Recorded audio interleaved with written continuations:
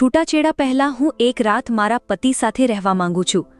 ન્યાયાધીશની સામે પત્નીએ રાખી વિચિત્ર શરત. મિત્રો, આ વાત ઉત્તર પ્રદેશના બારાબંકી જિલ્લાની છે. અહીં રહેતી આકાંક્ષા અને વિક્રમનો સંબંધ એક સામાન્ય પ્રેમકથાની જેમ જ હતો. કોલેજમાં સાથે અભ્યાસ, ધીમે ધીમે મિત્રતા પ્રેમમાં બદલાઈ ગઈ અને પછી તે જ પ્રેમ લગ્ન સુધી પહોંચ્યો. બધું જાણે સપના જેવું લાગતું હતું. પરંતુ દરેક સંબંધ ફક્ત પ્રેમથી નથી ચાલતો, સમજદારીથી પણ ચાલે છે. મિત્રો, ધીમે ધીમે સમય બદલાયો, પરિસ્થિતિઓ બદલાઈ અને કેટલીક એવી ઘટનાઓ બની કે તેમના સંબંધમાં તિરાડો પડવા લાગી. એક દિવસ વિક્રમે આકાંક્ષાને એવી સ્થિતિમાં જોઈ લીધી કે તેના વિશ્વાસની દિવાલ એક જ પળમાં ધરાશાયી થઈ ગઈ. શંકા, ઝઘડા અને તૂટેલા સંવાદોએ બધું ખતમ કરી દીધું. વાત એટલી વધી ગઈ કે બંનેએ અલગ થવાનો નિર્ણય લઈ લીધો અને છૂટાછેડાની અરજી કોર્ટમાં નાખી દીધી. મિત્રો, આજની કહાની ખૂબ જ પ્રેરણાદાયી કહાની છે. દરેક પતિ પત્નીએ આ કહાની એકવાર જરૂર સાંભળવી જોઈએ. તો મિત્રો, તમને વિનંતી છે કે આજની આ વિડીયોને અંત સુધી જરૂર જુઓ અને વિડીયોને લાઇક શેર કરી અમારી ચેનલ દિવ્યા વોઇસને સબસ્ક્રાઇબ જરૂર કરો. અને તમે આ વિડીયો કયા શહેરથી જોઈ રહ્યા છો અને વિડીયો તમને કેવી લાગી તે કમેન્ટમાં જરૂર જણાવો. મિત્રો, જે દિવસે કોર્ટમાં સુનાવણી હતી તે દિવસે બંને પોતપોતાના પરિવારજનો સાથે ન્યાયાલય પહોંચ્યા. ન્યાયમૂર્તિ ભાનુપ્રતાપ સિંહ, જેઓની ગણના અત્યંત અનુભવી અને સંવેદનશીલ ન્યાયાધીશોમાં થાય છે, તેમણે સૌથી પહેલા આકાંક્ષાને સવાલ કર્યો. આકાંક્ષા, તમે છૂટાછેડાની અરજી દાખલ કરી હતી. હવે જ્યારે વિક્રમ પણ સહમત છે તો કહો, શું તમે હજુ પણ છૂટાછેડા માંગો છો કે કંઈક કહેવું છે? કોર્ટમાં ગાઢ શાંતિ છવાઈ ગઈ. બધાની નજર આકાંક્ષા પર ટકી ગઈ. આકાંક્ષા થોડી પળો માટે ચૂપ રહી અને પછી ખૂબ ધીમે પણ સ્પષ્ટ શબ્દોમાં બોલી, ન્યાયાધીશ સાહેબ, છૂટાછેડા તો હું લઈશ, પરંતુ તે પહેલાં હું એક રાત મારા પતિ સાથે એક જ રૂમમાં, એક જ પલંગ પર વિતાવવા માંગુ છું. કોર્ટમાં બેઠેલા લોકો ચોંકી ગયા. એક પળ માટે એવું લાગ્યું જાણે સમય થંભી ગયો હોય. ન્યાયાધીશ ભાનુપ્રતાપસિંહ પણ સ્તબ્ધ થઈ ગયા. તેઓ વર્ષોથી સેવામાં હતા, પરંતુ આવી વિનંતી તેમણે પોતાના આખા કાર્યકાળમાં ક્યારેય સાંભળી ન હતી. તેમને ગુસ્સો પણ આવ્યો અને આશ્ચર્ય પણ થયું. આ કેવી છોકરી છે જે સૌની સામે આવા શબ્દો બોલી રહી છે? તેમણે વિચાર્યું, જે છોકરી છૂટાછેડા માટે અરજી નાખે છે તે જ હવે પોતાના પતિ સાથે રાત વિતાવવાની માંગ કરી રહી છે. ક્યાંક આ માનસિક રીતે પાગલ તો નથી ને? પરંતુ તેઓ જવાબદાર ન્યાયાધીશ હતા. તેમણે પોતાની લાગણીઓને કાબૂમાં રાખી અને આકાંક્ષાને શાંતિથી સમજવાનો પ્રયાસ કર્યો. વાસ્તવમાં, મિત્રો, આખો મામલો આ પ્રમાણે હતો. ઉત્તર પ્રદેશના બારાબંકી જિલ્લાની ફેમિલી કોર્ટમાં આજનો દિવસ ખૂબ મહત્વનો હતો. વિક્રમ અને આકાંક્ષા, જે એક પતિ પત્ની છે, જેઓ ક્યારેક એકબીજા વિના જીવી ન શકે એવા હતા, તેઓ આજે કોર્ટમાં પોતાના સંબંધને હંમેશ માટે ખતમ કરવા આવ્યા હતા. જેમ જ કોર્ટની કાર્યવાહી શરૂ થાય છે, ન્યાયમૂર્તિ ભાનુપ્રતાપ સિંહ સૌથી પહેલા વિક્રમને બોલાવે છે. તેમણે વિક્રમને ઊંડાણથી પૂછ્યું, વિક્રમ, તારી પાસે આ છેલ્લી તક છે. કહે, શું તું ખરેખર આ સંબંધ તોડવા માંગે છે? તારા પર કોઈ પણ પ્રકારનું દબાણ નથી. વિચારીને બોલ. ન્યાયાધીશ સાહેબના પૂછવા પર વિક્રમે વિચાર્યા વિના સીધો જવાબ આપ્યો, હા, ન્યાયાધીશ સાહેબ, મને છૂટાછેડા જોઈએ છે. હું આકાંક્ષા સાથે હવે રહી શકું તેમ નથી. કોર્ટમાં બેઠેલા બધા લોકો શાંતિથી આ સાંભળી રહ્યા હતા. હવે વારો આવ્યો આકાંક્ષાનો. ત્યારે ન્યાયાધીશે પૂછ્યું, આકાંક્ષા, શું તું પણ વિક્રમથી છૂટાછેડા લેવા માંગે છે કે બીજું કંઈ કહેવું છે? આકાંક્ષાએ થોડી પળો માટે આંખો બંધ કરી, પછી ખૂબ સંયમ સાથે બોલી, હું પણ છૂટાછેડા આપવા માંગુ છું, પરંતુ છૂટાછેડા આપતા પહેલાં હું એક રાત મારા પતિ વિક્રમ સાથે એક જ રૂમમાં, એક જ પલંગ પર વિતાવવા માંગુ છું. મિત્રો, આ સાંભળીને આખું કોર્ટ હોલ જાણે શાંતિમાં ડૂબી ગયું. ન્યાયાધીશ પણ એક પળ માટે ચોંકી ગયા. તેમના ચહેરા પર ગુસ્સાની લહેર દોડી ગઈ, પરંતુ તેમણે પોતાને સંયમિત કર્યા. તેઓ મનોમન વિચારવા લાગ્યા, આ કેવી માંગ છે? જે છોકરીએ છૂટાછેડાની અરજી ખુદ નાખી હોય, તે હવે પતિ સાથે એક રાત વિતાવવાની વાત કરે છે. ક્યાંક આ છોકરી પાગલ તો નથી ને? પરંતુ તે જ પળે ન્યાયાધીશ સાહેબનું અનુભવી મન બોલી ઉઠ્યું, સંબંધોનું મૂલ્ય ફક્ત કાયદો નથી નક્કી કરતો. ક્યારેક માનવતા અને સમજદારી તેનાથી પણ મોટો ન્યાય કરી શકે છે. જો આપણે ફક્ત નિયમોના પાનાઓથી નિર્ણય લઈશું તો લાગણીઓનું સ્થાન ક્યાં રહેશે? ન્યાયાધીશ સાહેબ ખુરશી પર પાછળ માથું ટેકવીને થોડીવાર ગહન વિચારમાં ડૂબી ગયા. જ્યાં સુધી આ બંને કાયદેસર રીતે પતિ પત્ની છે ત્યાં સુધી સાથે રહેવું કોઈ ગુનો નથી. જો એક પત્ની છેલ્લે તેના પતિ સાથે રહેવા માંગે છે તો શું આપણે તેને રોકવી જોઈએ? તેમણે નક્કી કરી લીધું કે આજે નિર્ણય ફક્ત કાયદાનો નહીં, બીજી તકનો પણ હશે. તેમણે કોર્ટમાં ચુકાદો સંભળાવ્યો. કોર્ટ આ વાતની મંજૂરી આપે છે કે આકાંક્ષા અને વિક્રમ જો બંને સહમત હોય તો તેઓ એક રાત સાથે રહી શકે છે. તેઓ હજુ પણ પતિ પત્ની છે. આ અધિકાર તેમને છે અને કદાચ આ એક તક પણ છે. આકાંક્ષાના પરિવારજનો આ સાંભળીને ગુસ્સે થઈ ગયા.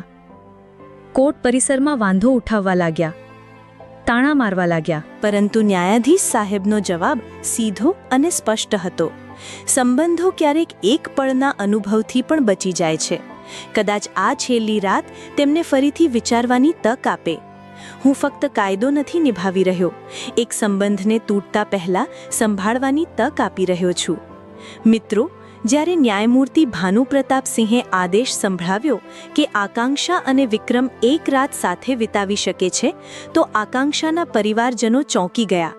તેમના ચહેરા પર ગુસ્સો સ્પષ્ટ દેખાતો હતો. એક માતાએ આંસુભરી આંખે કહ્યું, દીકરી, આ તું શું કરી રહી છે? જેને છોડવાનો નિર્ણય લઈ લીધો છે તેની સાથે રાત વિતાવવાની વાત કરે છે? બીજા સગાઓએ પણ તાણા માર્યા. આ શરમની વાત છે. સૌની સામે આવું બોલવું જરૂરી હતું? પરંતુ આકાંક્ષા ચૂપ રહી. તેણે કોઈ જવાબ ન આપ્યો, ફક્ત બધાની વાતો શાંત ભાવે સાંભળી. ન્યાયાધીશ સાહેબે માહોલ બગડતો જોયો તો અવાજ બુલંદ કરીને બોલ્યા, જ્યાં સુધી આ બંને કાયદેસર રીતે પતિ પત્ની છે ત્યાં સુધી સાથે રહેવાનો અધિકાર તેમને છે. જો આકાંક્ષા એક રાત પોતાના પતિ સાથે રહેવા માંગે છે તો તેમાં કોઈને વાંધો ન હોવો જોઈએ. તેમના સ્પષ્ટ જવાબ બાદ મામલો શાંત થઈ ગયો અને કોર્ટનો સમય પૂરો થયો.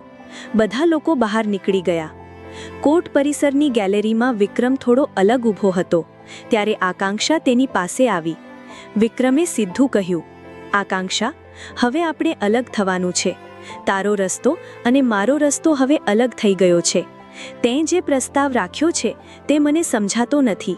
જ્યારે આપણે બંને જાણીએ છીએ કે કાલે છૂટાછેડા નક્કી છે તો એક રાત સાથે વિતાવવાની શું જરૂર છે? આકાંક્ષા હસી, પરંતુ તેના શબ્દોમાં દ્રઢતા હતી. આટલી ઊંચી ઉડાન ન ભર વિક્રમ.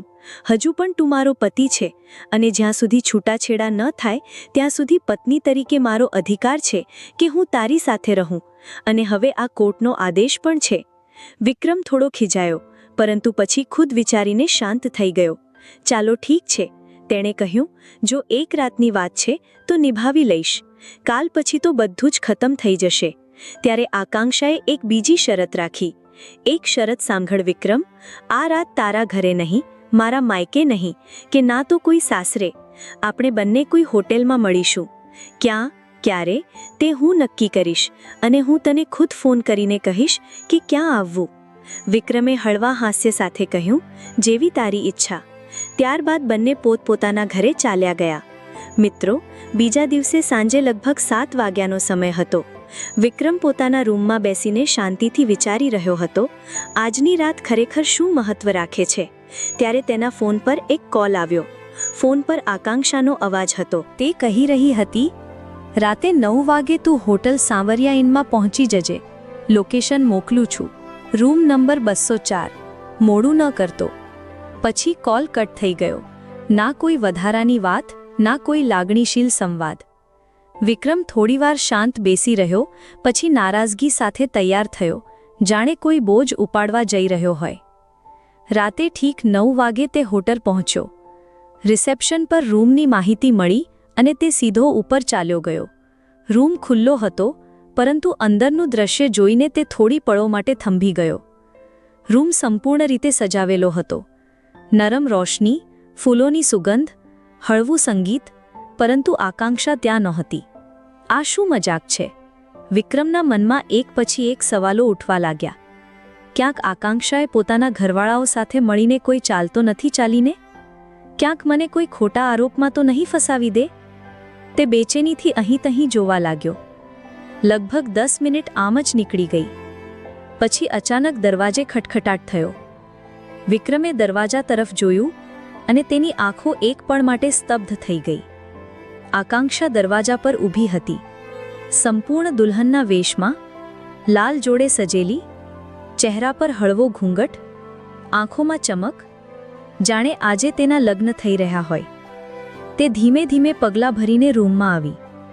રૂમમાં શાંતિ હતી, ફક્ત દિલની ધડકનો સંભળાતી હતી. વિક્રમ બેડ પર બેઠો હતો, આંખો ફાટેલી. તે કંઈ સમજી શકતો નહોતો. આ મજાક છે કે સચ્ચાઈ? આકાંક્ષા થોડીવાર ઊભી રહી, પછી તેની પાસે આવી, ઘૂંઘટ ઊંચો કર્યો અને ખૂબ હળવા અવાજે પૂછ્યું, કેમ છો વિક્રમ? વિક્રમે કોઈ જવાબ ન આપ્યો. તેણે ફક્ત નજર ફેરવી લીધી. તેની ચુપ્પી જાણે કહેતી હતી, જે કરવું હોય એ કર, મને ફરક નથી પડતો. આકાંક્ષા હસી, જાણે તે આગળથી જ આ જાણતી હોય. તેના હાસ્યમાં કોઈ શિકાયત નહોતી, ફક્ત અપનાપો હતો. તે બોલી, તને યાદ છે આપણા લગ્ન બાદ પહેલા 4 મહિના કેવા હતા? કેટલી વાતો કરતા હતા, સાથે હસતા હતા, સપના ગૂંથતા હતા. એ જ યાદોના સહારે મેં આ 4 વર્ષ કાપ્યા વિક્રમ. દરેક વખતે જ્યારે તારી યાદ આવી, હું એ જ 4 મહિનાની હસીન પળોને મારા દિલમાં ફરીથી જીવતી રહી. અને હવે જ્યારે આપણે કાલથી અલગ થવાના છીએ, તો હું નથી ઈચ્છતી કે આપણે ફક્ત છૂટાછેડાની એક કાગળની રેખામાં વહેંચાઈ જઈએ. હું ઈચ્છું છું કે આપણી આખરી રાત આપણી સૌથી પ્યારી યાદ બની જાય. એવી યાદ જે ક્યારે કોઈ અફસોસમાં ન બદલાય. વિક્રમ હજુ પણ કંઈ ન બોલ્યો, પરંતુ તેની આંખોમાં હલચલ હતી. જાણે કંઈ કહેવા માંગતો હોય, પણ ન કહી શકતો હોય. આકાંક્ષાએ ધીમે રહીને કહ્યું, આજની રાત ફક્ત તારા નામ. હું તને રોકીશ નહીં, મજબૂર નહીં કરું. તું જે ઈચ્છે તે કરી શકે છે. ફક્ત આજની એક રાત મારી સાથે હસી લે. મિત્રો, રાત પોતાની સંપૂર્ણ શાંતિ સાથે રૂમમાં પથરાઈ રહી હતી. રૂમની સજાવટ એવી જ હતી જેવી આકાંક્ષાએ ઈચ્છી હતી. નરમ રોશની, સુગંધિત ફૂલો અને લગ્ન જેવો માહોલ. પરંતુ માહોલમાં પ્રેમથી વધુ તણાવ હતો. વિક્રમ રૂમના એક ખૂણામાં શાંતિથી ઊભો હતો અને આકાંક્ષા દુલ્હનના વેશમાં તેની સામે એક ભાવ સાથે જોતી હતી. થોડીવાર સુધી બંને વચ્ચે કોઈ શબ્દ નીકળ્યો નહીં. પછી આખરે વિક્રમે ચૂપ્પી તોડી. તેનો અવાજ તીખો હતો. તને લાગે છે કે આ બધું કરીને હું છૂટાછેડાનો નિર્ણય બદલી નાખીશ? એક રાત સાથે વિતાવવાથી શું વીતેલા 4 વર્ષના ઝઘડા ભૂલાઈ જશે? તે ખુદ ન્યાયાધીશ સાહેબ પાસે આ પરવાનગી માંગી. તો શું આ બધું ફક્ત એટલા માટે છે કે હું નરમ પડી જાઉં? આકાંક્ષાએ કંઈ કહેવાની કોશિશ કરી, પરંતુ વિક્રમ રોકાયો નહીં. તે આગળ બોલ્યો, હું જાણું છું આજકાલની છોકરીઓ શું વિચારે છે. જ્યારે બધું બરબાદ થઈ જાય તો લાગણીઓનો નાટક શરૂ કરી દે છે. તું પણ એ જ કરી રહી છે આકાંક્ષા. આકાંક્ષાએ હવે ધીમે રહીને જવાબ આપ્યો. તેનો ચહેરો ગંભીર હતો, પરંતુ આંખોમાં સચ્ચાઈ હતી. ના વિક્રમ, તું જે વિચારે છે તે મારો ઈરાદો નહોતો. તું ઈચ્છે તો છૂટાછેડા લઈ લે, હું પણ લઈશ. હું ફક્ત આજની રાત, આપણી આખરી રાત સાથે હસીને વિતાવવા માંગતી હતી. પરંતુ વાત હવે બહેસની દિશામાં આગળ વધવા લાગી હતી. વિક્રમ અને આકાંક્ષા વચ્ચે ઝઘડો શરૂ થઈ ગયો. વિક્રમ તેને વારંવાર તેની ભૂલ યાદ કરાવતો હતો અને આકાંક્ષા ફક્ત એટલું જ ઈચ્છતી હતી કે આજની રાત સુકૂનથી પસાર થાય. પછી અચાનક આકાંક્ષા વિક્રમની પાસે આવી, તેના ખભે હાથ મૂક્યો અને ખૂબ ગંભીર અવાજે કહ્યું, તને મારા પર ભરોસો હોય કે ન હોય, પરંતુ આજે જે પણ થશે તેનો હું ક્યારેય ઉલ્લેખ નહીં કરું. તારી સાથે વિતાવેલી દરેક ક્ષણ મારા આત્મામાં વસેલી છે વિક્રમ. તું ઈચ્છે તો કંઈ જ ન કર, પણ હું તને ક્યારેય દોષ નહીં આપું, તારા પર ક્યારેય કોઈ આરોપ નહીં મૂકું. તેનો અવાજ તૂટી રહ્યો હતો, પરંતુ તે પોતાને સંભાળવાનો પ્રયાસ કરી રહી હતી. તું વિચારે છે કે મેં તને શારીરિક સંબંધ માટે બોલાવ્યો છે, પરંતુ મારો ઈરાદો ફક્ત એટલો જ હતો કે છેલ્લી વાર તને એ જ રીતે જોઈ શકું જેમ હું પહેલા પ્રેમથી તને મારો માનીને જોતી હતી. વિક્રમે થોડું ગુસ્સે થઈને કહ્યું, તને યાદ છે પહેલાં તું મારા પર શું આરોપ લગાવતી હતી કે હું ફક્ત મારા સ્વાર્થ માટે પ્રેમ કરું છું? હવે જ્યારે તું જાતે મને હોટેલ બોલાવીને બધું જ ઓફર કરી રહી છે, તો મારા અને તારામાં શું ફેર રહ્યો? તેની વાતોમાં ગુસ્સો હતો, પણ દર્દ પણ છુપાયેલું હતું. આકાંક્ષાની આંખોમાં આંસુ ભરાઈ આવ્યા, પરંતુ તે હસી અને બોલી, ફેર ફક્ત એટલું જ છે વિક્રમ, હું છેલ્લી વાર પ્રેમ નિભાવવા આવી છું અને તું છેલ્લી વાર તર્ક કરવા આવ્યો છે. દોસ્તો, વિક્રમના તીખા સવાલ સાંભળીને આકાંક્ષા શાંત રહી. થોડીવાર સુધી તેની આંખો નીચી રહી. પછી તેણે ધીમે રહીને કહ્યું, વાત એ નથી વિક્રમ, જે બધું થયું, ગુસ્સો, ગેરસમજ, બધું ભૂતકાળ બની ગયું. હવે હું ફક્ત એટલું જ ઈચ્છું છું કે આપણી વાર્તાનો અંત પણ એટલો જ સુંદર હોય જેટલું તેની શરૂઆત હતી. એટલે જ તને હોટેલમાં બોલાવ્યો, ફક્ત એક છેલ્લી હસી માટે, એક છેલ્લી ક્ષણ માટે. વિક્રમ હજી પણ એ જ ઠંડા સ્વરમાં બોલ્યો, શરૂઆત, અંત, સારું, ખરાબ, આ બધું હવે કોઈ અર્થ નથી રાખતું જ્યારે આપણે એકબીજા સાથે રહી જ નથી શકતા. પણ સાચું સાચું કહે આકાંક્ષા, આ હોટલમાં બોલાવવાનું તારું અસલી હેતુ શું છે? આકાંક્ષાએ ઊંડો શ્વાસ લીધો. તેનો અવાજ હવે ગંભીર હતો. શું તને ખરેખર લાગે છે કે હું ફક્ત તારી સાથે સંબંધ બનાવવા માટે અહીં આવી છું? ના વિક્રમ, એવું બિલકુલ નથી. હું તો ફક્ત એક સચ્ચાઈ જાણવા આવી હતી. વિક્રમ ચોંકી ગયો. કેવી સચ્ચાઈ? તેણે પૂછ્યું. આકાંક્ષા આગળ વધી. તેણે વિક્રમની આંખોમાં જોયું અને ધીમે રહીને કહ્યું, 6 મહિના પહેલાં જ્યારે કોર્ટમાં તને જોયો હતો ત્યારે તું પહેલાં જેવો જ દેખાતો હતો, સ્વસ્થ, આત્મવિશ્વાસથી ભરેલો. પણ આજે તને જોઈને હું ચોંકી ગઈ. તારો ચહેરો ઝાંખો પડી ગયો છે, આંખો ખાડામાં ધસી ગઈ છે, શરીર નબળું થઈ ગયું છે, અવાજમાં પણ એ જોર નથી રહ્યું. શું થયું છે વિક્રમ? આ બધું કેવું થયું? ક્યાંક કોઈ ગંભીર બીમારી તો નથી ને? વિક્રમે પહેલાં તો વાત ટાળવાનો પ્રયાસ કર્યો. ના, કંઈ નથી, બસ થોડી નબળાઈ આવી ગઈ છે. તેણે કોશિશ કરી કે વાત ત્યાં જ ખતમ થઈ જાય, પરંતુ આકાંક્ષાએ તેનો હાથ પકડી લીધો અને કહ્યું, વિક્રમ, હું હજી પણ તારી પત્ની છું અને એક પત્નીનો હક છે કે તે પોતાના પતિની તકલીફ જાણે. તો કહે, સચ્ચાઈ શું છે? વિક્રમે થોડી ક્ષણો માટે આંખો બંધ કરી લીધી. પછી તેણે ધીમે રહીને કહેવાનું શરૂ કર્યું, જ્યારે તું મને છોડીને ગઈ ત્યારે મારી આસપાસ બધું જ બદલાઈ ગયું. ઘરવાળા તાણા મારવા લાગ્યા, મિત્રો મજાક ઉડાવવા લાગ્યા. કોઈ કહેતું, જે એક સ્ત્રીને નથી સંભાળી શક્યો તે જિંદગી શું સંભાળશે? હું અંદરથી તૂટી ગયો હતો. ખાવું પીવું છોડી દીધું, પોતાની સંભાળ બંધ કરી દીધી. એક રૂમમાં બસ પડ્યો રહેતો, જાણે શરીર તો છે પણ આત્મા ક્યાંક ખોવાઈ ગયો હોય. દોસ્તો, રૂમમાં ગાઢ શાંતિ છવાઈ ગઈ હતી. વિક્રમ ચૂપચાપ બેઠો હતો અને આકાંક્ષા તેની સામે એક ટક જોઈ રહી હતી. તેના ચહેરા પર ડર, આશ્ચર્ય અને સવાલો બધું એકસાથે તરી રહ્યું હતું. પછી વિક્રમે એવું કહ્યું જે આકાંક્ષાને સંપૂર્ણ તોડી નાખનારું હતું. વિક્રમે ધીમે ધીમે કહેવાનું શરૂ કર્યું, એક દિવસ અચાનક મારા પેટમાં જોરદાર દુખાવો થયો, એટલો અસહ્ય કે હું ઊભો પણ ન થઈ શક્યો. કોઈક રીતે હોસ્પિટલ પહોંચ્યો, ડૉક્ટરે ચેકઅપ કર્યું અને પછી જે કહ્યું તેણે મારી જિંદગી જ બદલી નાખી. વિક્રમ થોડી ક્ષણો માટે અટક્યો, પછી કાંપતા અવાજે બોલ્યો, મને બ્લડ કેન્સર છે આકાંક્ષા. દોસ્તો, આ એક વાક્યએ રૂમની હવા જ બદલી નાખી. આકાંક્ષાના શ્વાસ જાણે અટકી ગયા. તેનો ચહેરો નિસ્તેજ થઈ ગયો, હોઠ સુકાઈ ગયા. વિક્રમ આગળ બોલતો ગયો, ડૉક્ટરે કહ્યું કે આ બીમારી મારી બેદરકારીના કારણે વધી. જો શરૂઆતમાં ધ્યાન આપ્યું હોત તો કદાચ થોડી રાહત મળી હોત. પણ હવે ખૂબ મોડું થઈ ગયું છે. હવે માત્ર 6 મહિનાનો સમય છે, કદાચ એથી પણ ઓછો. જ્યારે મેં આ સાંભળ્યું તો મારી આંખો સામે અંધારું છવાઈ ગયું. હું વિચારવા લાગ્યો, જ્યારે હું જ નહીં રહું તો તું ક્યાં હોઈશ? કેવી રીતે જીવીશ? તેની આંખો હવે ભરાઈ આવી હતી. તેણે વાત ચાલુ રાખી, કારણ કે હું નથી ઈચ્છતો કે મારા મર્યા પછી લોકો તને વિધવા કહે. સમાજની વાતો, સગા સંબંધીઓના તાણા, આ બધું તારા માટે ખૂબ મુશ્કેલ થઈ પડ્યું હોત. એટલે જ મેં ડિવોર્સનો નિર્ણય લીધો, જેથી જ્યારે હું જાઉં તો તું મારી પત્ની કહેવાવાને બદલે એક સ્વતંત્ર સ્ત્રી રહી શકે, જે ઈચ્છે તે કરી શકે, ફરી લગ્ન કરી શકે, પોતાની જિંદગી નવેસરથી શરૂ કરી શકે, કોઈ બોજ વગર. આ સાંભળીને આકાંક્ષાનું દિલ જાણે ચિરાઈ ગયું. તે રડતા રડતા બોલી, આટલી મોટી વાત હતી વિક્રમ, અને તે મારાથી છુપાવી? કાશ તું મને પહેલાં કહી દીધું હોત તો કદાચ હું ક્યારેય ડિવોર્સના પેપર લઈને ન આવતી. તેની આંખોમાંથી આંસુ વહી રહ્યા હતા. વિક્રમે ધીમેથી તેનો હાથ પકડ્યો અને ખૂબ સંયમથી બોલ્યો, હવે જે થઈ ગયું તે થઈ ગયું આકાંક્ષા. હવે સમય છે આગળ વધવાનો. કાલથી તું આઝાદ છે અને હું પણ. હું બસ એટલું જ ઈચ્છું છું કે તું એક સારું જીવન જીવે અને મને મારા હિસ્સાનું અંધારું એકલા સહન કરવા દે. રૂમ ફરી એકવાર શાંતિમાં ડૂબી ગયો. બીજી બાજુ વિક્રમે બારીમાંથી ડોક્યું કરતા કહ્યું, સવાર થઈ ગઈ છે આકાંક્ષા, હવે મારે ઘરે જવું જોઈએ અને તારે પણ પાછું જવું જોઈએ.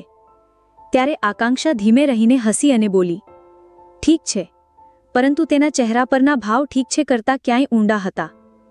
જાણે કોઈ તોફાન હજી અંદર અંદર ઘૂમી રહ્યું હોય. જ્યારે તે હોટેલમાંથી બહાર નીકળી અને એકલી આવી તો તેના અંદર વિચારોનો સમુદ્ર હલચલ મચાવા લાગ્યો. જે પતિ માટે મેં દર સોમવારે ઉપવાસ રાખ્યા, જેની લાંબી ઉંમર માટે વ્રત કર્યા, જ્યારે તે આજે જીવનના અંતિમ મોડ પર ઊભો છે, તો શું હું તેને આમ એકલો છોડી દઉં? જેને હવે સૌથી વધુ મારી સાથની જરૂર છે, શું હું તેની સૌથી મોટી ખામી બની જાઉં? તેની આંખોમાંથી આંસુ નીકળવા લાગ્યા. તે પોતાને કોસવા લાગી. હું કેવી રીતે વિચારી શકું કે હું તેને છોડી દઈશ? હું જ શા માટે તેના જીવવાનું કારણ ન બનું? આ વિચારોમાં ડૂબેલી આકાંક્ષા પોતાના ઘરે પહોંચી ગઈ અને બીજી બાજુ વિક્રમ પણ ચૂપચાપ પાછો ફર્યો, પોતાની અંદર એક અજીબ શાંતિ અને અધૂરુપણું લઈને. બીજા દિવસે સવારે 10 વાગ્યે બંને પોતપોતાના પરિવારજનો સાથે કોર્ટમાં હાજર થયા. ન્યાયમૂર્તિ ભાનુપ્રતાપસિંહ ખુરશી પર બેઠા હતા અને તેમણે કાર્યવાહી શરૂ કરી. સૌથી પહેલા તેમણે વિક્રમને પૂછ્યું, વિક્રમ, શું તારો નિર્ણય હજી પણ એ જ છે? શું તું આકાંક્ષાથી ડિવોર્સ લેવા માગે છે? વિક્રમે એક પળ પણ વિચાર્યા વગર જવાબ આપ્યો, હા જજ સાહેબ, મારો નિર્ણય પહેલા જેવો જ છે. મારે આકાંક્ષાથી ડિવોર્સ લેવો છે. આખી કોર્ટ આ સાંભળીને શાંત થઈ ગઈ. જજ સાહેબે હળવી નજર આકાંક્ષા પર નાખી. તેમને પૂરો વિશ્વાસ હતો કે જ્યારે એક પક્ષ આટલો સ્પષ્ટ છે તો બીજો પક્ષ પણ ડિવોર્સ માટે સંમત જ હશે. પરંતુ પછી તેમણે આકાંક્ષાને પૂછ્યું, આકાંક્ષા, તારું શું ઈરાદો છે? શું તું પણ આ ડિવોર્સને સ્વીકારે છે? આગળની જ પડે એવો જવાબ આવ્યો જેણે આખા કોર્ટ હોલને સ્તબ્ધ કરી દીધો. ના જજ સાહેબ, હું ડિવોર્સ નથી લેવા માંગતી. હું વિક્રમ સાથે જ રહેવા માંગુ છું. આખી કોર્ટ ચોંકી ગઈ. આકાંક્ષાના પરિવારજનો પણ અવાક થઈ ગયા. કાલ સુધી જે છોકરી કહેતી હતી કે સંબંધ ખતમ કરવો છે, આજે તે જ કહેતી હતી કે તે સંબંધ નહીં તોડે. જજ સાહેબ પણ આશ્ચર્યચકિત હતા, પરંતુ ક્યાંક ને ક્યાંક તેમના ચહેરા પર હળવી સંતુષ્ટિ પણ હતી. તેમણે પૂછ્યું, પરંતુ કાલ સુધી તું ડિવોર્સ લેવા માંગતી હતી આકાંક્ષા, હવે અચાનક આ બદલાવ કેમ? આકાંક્ષાએ આંખોમાં આંસુ રોકતા કહ્યું, કારણ કે કાલ સુધી મને ખબર નહોતી કે વિક્રમ કયા દર્દમાંથી પસાર થઈ રહ્યો છે. પરંતુ આજે જ્યારે મને ખબર પડી કે તે મૃત્યુની ડેલી પર ઊભો છે, તો હું તેનો સાથ કેવી રીતે છોડી દઉં? જજ સાહેબ હવે ગંભીર થઈ ગયા. તેમણે વિક્રમ તરફ જોઈને પૂછ્યું, શું આ સાચું છે? વિક્રમ, તને કોઈ ગંભીર બીમારી છે? વિક્રમે કંઈ ન બોલ્યો, ખભા ઝુકાવી દીધા અને ધીમે રહીને માથું હલાવી દીધું. પરંતુ કોર્ટમાં કોઈ મેડિકલ રિપોર્ટ રજૂ નહોતો કરાયો, જેનાથી આ માહિતી સત્તાવાર રીતે સાબિત થઈ શકે.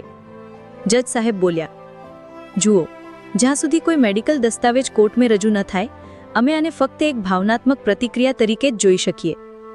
કોર્ટરૂમમાં એક પળ માટે જાણે સમય અટકી ગયો હતો. બધાની નજર આકાંક્ષા પર ટકેલી હતી, જેણે ન ફક્ત ડિવોર્સનો ઇનકાર કર્યો હતો, પરંતુ વિક્રમ સાથે દરેક હાલમાં રહેવાની ઘોષણા પણ કરી દીધી હતી. ન્યાયમૂર્તિ ભાનુપ્રતાપસિંહ થોડા આશ્ચર્યચકિત હતા. તેમણે ગંભીર સ્વરમાં પૂછ્યું, આકાંક્ષા, જ્યારે તે ડિવોર્સની અરજી દાખલ કરી હતી અને વિક્રમ પણ સંમત થઈ ગયો હતો, તો હવે અચાનક શું બદલાયું? શું તારી પાસે આ બદલાવનો કોઈ આધાર છે? આકાંક્ષાએ જવાબમાં એક કાગળની ફાઇલ આગળ કરી. જી હા જજ સાહેબ, આ ડોક્ટરી રિપોર્ટ છે. આ એ જ રિપોર્ટ છે જે મેં હોટેલમાં વિક્રમ પાસેથી લીધો હતો. ડોક્ટર્સે સ્પષ્ટ કહ્યું છે કે તેમને બ્લડ કેન્સર છે અને તેમની પાસે જીવનનો ખૂબ જ મર્યાદિત સમય બચ્યો છે, 6 મહિનાથી વધુ નહીં. કોર્ટમાં સન્નાટો પથરાઈ ગયો. ન્યાયાધીશે રિપોર્ટ લીધો અને ગહનતાથી વાંચ્યો. દરેક શબ્દ જાણે એક ચપ્પુ બનીને તેમના અનુભવી દિલને પણ ચીરતો જતો હતો. તેમણે માથું ઊંચું કરીને વિક્રમ તરફ જોયું, જેના ચહેરા પર હવે કોઈ ડર નહોતું, બસ એક શાંતિ હતી જે કદાચ કોઈ અંતિમ સ્વીકારની હોય. ત્યારે જજ સાહેબના મનમાં એક વિચાર આવ્યો કે જો આકાંક્ષાની જગ્યાએ કોઈ બીજી છોકરી હોત તો તે કદાચ આ સ્થિતિમાં ભાગી ગઈ હોત. પરંતુ આ છોકરી જે કાલ સુધી ડિવોર્સ લેવા માંગતી હતી, આજે એક મૃત્યુની છાયામાં ઊભેલા માણસની જિંદગી બનવા માંગે છે. જજ સાહેબે ગંભીર સ્વરમાં કહ્યું, કોર્ટ આકાંક્ષાના આ નિર્ણયની સરાહના કરે છે. આ ફક્ત એક પત્ની નથી, પરંતુ માનવતા અને સમર્પણનું પ્રતીક બની ગઈ છે. કોર્ટનો આદેશ છે કારણ કે હવે ડિવોર્સની સહમતિ નથી અને લગ્ન યથાવત છે. આથી આકાંક્ષા હવે વિક્રમ સાથે તેમના ઘરે પાછી ફરશે. આકાંક્ષાનો પરિવાર બહાર નીકળી ગયો. તેની માતા રડતા બોલી, "દીકરી, આ ગાંડપણ છે. તે થોડા જ મહિનાનો મહેમાન છે. તેની સાથે રહીને તું શું મેળવીશ?" બીજા સગા સંબંધીઓએ પણ કહ્યું, "અમે તારા ફરી લગ્ન કરાવી દઈશું. નવી જિંદગી શરૂ થઈ શકે છે." પરંતુ આકાંક્ષાનો જવાબ સ્પષ્ટ હતો, "તમે મને તેની દુલ્હન બનાવીને વિદાય કરી હતી. મેં 7 ફેરા લીધા હતા, 7 જન્મોના. આ 7 ફક્ત સારા સમય માટે નહોતો, સૌથી મુશ્કેલ સમયમાં પણ સાથ આપવા માટે હતો. હવે જ્યારે તેને મારી સૌથી વધુ જરૂર છે, તો હું તેને એકલો કેવી રીતે છોડી દઉં?" વિક્રમે ફરી એકવાર કહ્યું, "આકાંક્ષા, હજી પણ સમય છે. પાછી જા. હું નથી ઈચ્છતો કે તું મારી બીમારી સાથે બંધાઈ રહે. હું પોતે ખતમ થતો જોઉં છું, પણ તને તૂટતી જોવા નથી ઈચ્છતો." આકાંક્ષાએ તેની તરફ જોઈને હસીને કહ્યું, "જો તારો અંત છે તો મારો પણ એ જ હશે. હું તારી સાથે રહીશ આખરી શ્વાસ સુધી, અને આ દુનિયામાં કોઈ તાકાત આપણને અલગ નહીં કરી શકે." કોર્ટરૂમમાં હાજર દરેક વ્યક્તિની આંખો ભીની થઈ ગઈ હતી. આ ફક્ત એક લગ્નનો નિર્ણય નહોતો. આ સાચા પ્રેમ અને નિષ્ઠાની જીત હતી. જેમ જ બંને કોર્ટમાંથી બહાર નીકળ્યા, વિક્રમના ઘરવાળાઓએ ભાવુક થઈને આકાંક્ષાને ગળે લગાવી. તેમના મનમાં આદર અને શ્રદ્ધા વધી ગઈ હતી. આ કોઈ ફિલ્મી વાર્તા નહોતી. આ એક છોકરીના સાહસ, પ્રેમ અને માનવતાની સાચી મિસાલ હતી. અને આ વાર્તાનો ઉદ્દેશ ફક્ત મનોરંજન નહોતો, પરંતુ એ શીખવવાનો હતો કે સાચો પ્રેમ એ નથી જે ફક્ત સાથે રહેવાની વાત કરે. સાચો પ્રેમ એ છે જે છેલ્લા શ્વાસ સુધી સાથ નિભાવે. મિત્રો, સંબંધો કાચની જેમ નથી હોતા જે તૂટી જાય. આ તો આત્માના દોરથી બંધાયેલા હોય છે, જે સમય સાથે વધુ મજબૂત થતા જાય છે. જ્યારે આપણે લાગણીઓને બદલે અહંકારને પ્રાથમિકતા આપીએ તો સંબંધો તૂટે છે. પરંતુ જો આપણે સમજદારી અને ધીરજથી આગળ વધીએ તો દરેક તૂટેલો દોર ફરી જોડાઈ શકે છે.